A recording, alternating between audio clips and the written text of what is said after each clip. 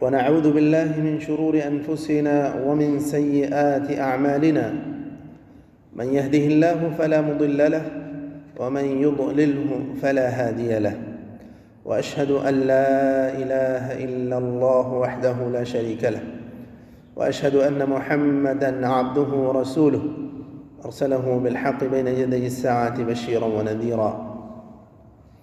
أما بعد، فإن خير الحديث كتاب الله، وخير الهدي هدي محمد صلى الله عليه وسلم، وشر الأمور محدثاتها، وكل محدثة بدعة، وكل بدعة ضلالة، وكل ضلالة في النار. أعوذ بالله من الشيطان الرجيم. يا أيها الذين آمنوا اتقوا الله حق تقاته ولا تموتن إلا وأنتم مسلمون. وقال تعالى: يا أيها الناس اتقوا ربكم الذي خلقكم من نفس واحدة وخلق منها زوجها وبث منهما رجالا كثيرا ونساء، واتقوا الله الذي تساءلون به والأرحام، إن الله كان عليكم رقيبا. وقال تعالى: يا أيها الذين آمنوا اتقوا الله وقولوا قولا سديدا يصلح لكم أعمالكم ويغفر لكم ذنوبكم، ومن يطع الله ورسوله فقد فاز فوزا عظيما. أما بعد، إخوة الإيمان، أوصيكم وإياي أولا بتقوى الله في السر والعلن. وبعد، سنتحدث في هذه الخطبة حول موضوع النظام والفوضى في حياة المسلم. إخوة الإيمان، إن الله تعالى خلق فسوى، وقدر فهدى، وخلق كل شيء فقدره تقديرا. قال تعالى: والأرض مددناها وألقينا فيها رواسي وأنبتنا فيها من كل شيء موزون. وقال تعالى: والسماء رفعها ووضع الميزان ألا تطغوا في الميزان وأقيموا الوزن بالقسط ولا تخسروا الميزان. فهذا خلق الله في انتظام واتزان. وأحكام الإسلام كلها مبنية على النظام. فانظروا إلى أحكام الصلاة وتسوية الصفوف. فعن أبي سعيد الخدري رضي الله عنه قال: كان رسول الله صلى الله عليه وسلم يمسح مناكبنا في الصلاة ويقول: استووا ولا تختلفوا فتختلف قلوبكم، ليلني منكم أولو الأحلام والنهى، ثم الذين يلونهم ثم الذين يلونهم. رواه مسلم في صحيحه.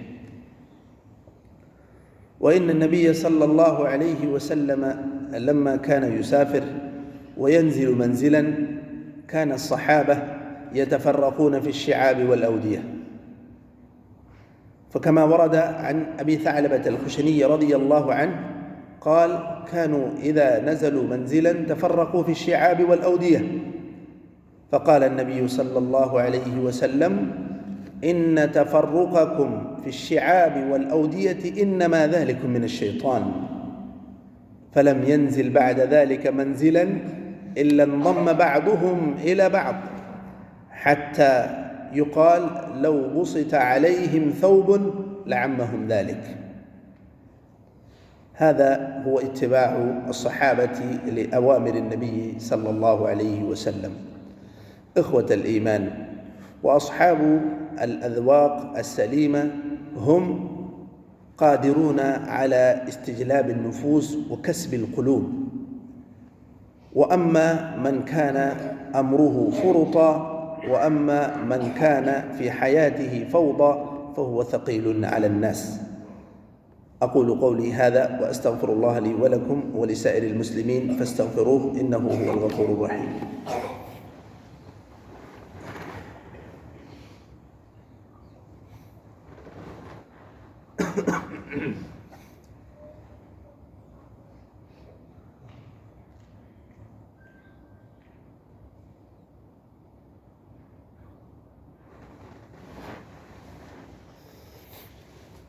الحمد لله على إحسانه، والشكر له على توفيقه وامتنانه، والصلاة والسلام على رسوله الأمين وعلى آله وصحبه أجمعين.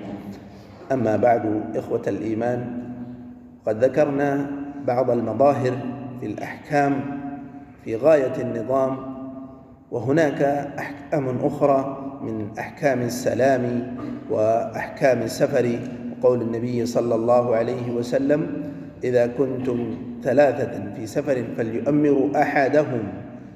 وأقوال النبي صلى الله عليه وسلم في أحكام السلام: ليسلم الراكب على الماشي والقائم على القاعد، كل ذلك يبين من أهمية الانتظام في أحكام الإسلام.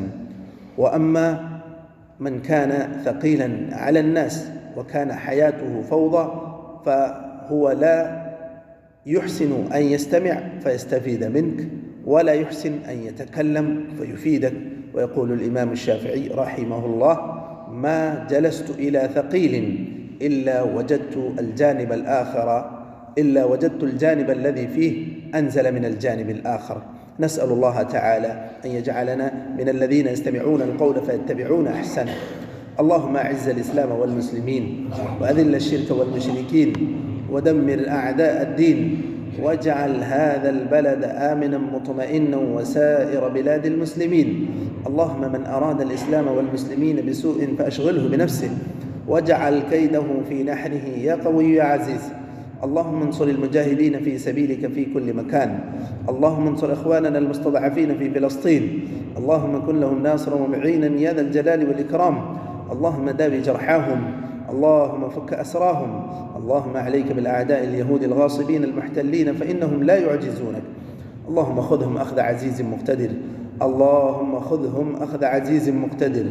اللهم اكفنا بحلالك عن حرامك، وأغننا بفضلك عمن سواك. اللهم وفق جميع ولاة أمور المسلمين لتحكيم شرعك وللعمل بسنة نبيك. اللهم وفق ولي أمرنا لما تحب وترضى، وخذ بناصيته للبر والتقوى، وهيئ له البطانة الصالحة. اللهم اكفنا بحلالك عن حرامك، وأغننا بفضلك عمن سواك. اللهم أغثنا غيثا مغيثا مريعا نافعا غير ضار عاجلا غير آجل. اللهم اسق عبادك وبهائمك، وانشر رحمتك وأحي بلدك الميت. اللهم اقض الدين عن المدينين، واشف مرضانا ومرضى المسلمين، وارحم موتانا وموتى المسلمين. اللهم اغفر لهم وارحمهم وعافهم واعف عنهم، وأكرم نزلهم ووسع مدخلهم، ووصلهم بالماء والثلج والبرد، ونقهم من الذنوب والخطايا كما ينقى الثوب الأبيض من الدنس. عباد الله، إن الله وملائكته يصلون على النبي، يا أيها الذين آمنوا صلوا عليه وسلموا تسليما.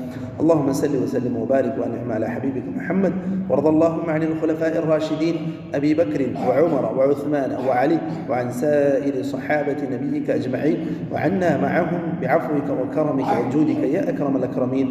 عباد الله، إن الله يأمر بالعدل والإحسان وإيتاء ذي القربى، وينهى عن الفحشاء والمنكر والبغي، يعظكم لعلكم تذكرون. واذكروا الله يذكركم، وادعوه يستجب لكم، ولذكر الله أكبر، والله يعلم ما تصنعون. وأقم الصلاة.